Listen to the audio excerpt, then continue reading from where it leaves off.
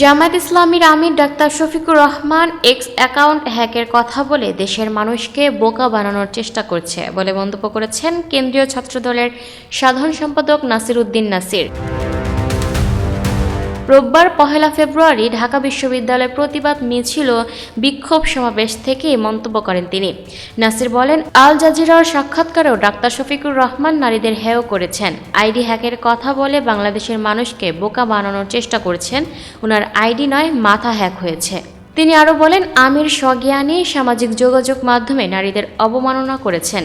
এই বক্তব্যের কারণে তার নির্বাচনী আসন ঢাকা 15-এর তাকে ব্যালটের মাধ্যমে জবাব দিয়ে প্রত্যাখ্যান করবে।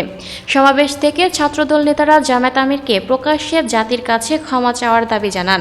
প্রসঙ্গত, শনিবার বিকেলে জামায়াত আমির ডাক্তার শফিকুর রহমানের এক্স হ্যান্ডেল থেকে নারীদের নিয়ে একটি অবমাননাকর পোস্ট ভাইরাল হয়। পরে দলটি নির্বাচন পরিচালনা কমিটির সদস্য ছাত্র শিবিরের সাবেক সভাপতি সিরাজুল ইসলাম শনিবার রাতে বলেন, শনিবার বিকেল 4টার দিকে হঠাৎ করেই হ্যাক হয় জামায়াত আমিরের ব্যক্তিগত এক্স অ্যাকাউন্ট। এর কিছুক্ষণ পরই 4:30টার দিকে আইডি থেকে একটি নারী অবমাননাকর ও অপ্রত্যাশিত পোস্ট করা হয়। বিষয়টি নজরে আসতেই দলের সাইবার টিম আইডি উদ্ধারে কাজ শুরু করে এবং বিকেল 5টার পর অ্যাকাউন্টটি পুনরায় নিয়ন্ত্রণে নিতে সক্ষম হয়। দ্রুততম সময়ে বিতর্কিত পোস্টটি সরিয়ে ফেলা হলেও ততক্ষণে বিভিন্ন প্ল্যাটফর্মে তা নিয়ে অপপ্রচার শুরু হয় বলেও জানান তিনি। এই ঘটনায় হাতিরঝিল থানায় একটি সাধারণ ডায়েরি করা হয়েছে বলে জানান সিরাজুল ইসলাম।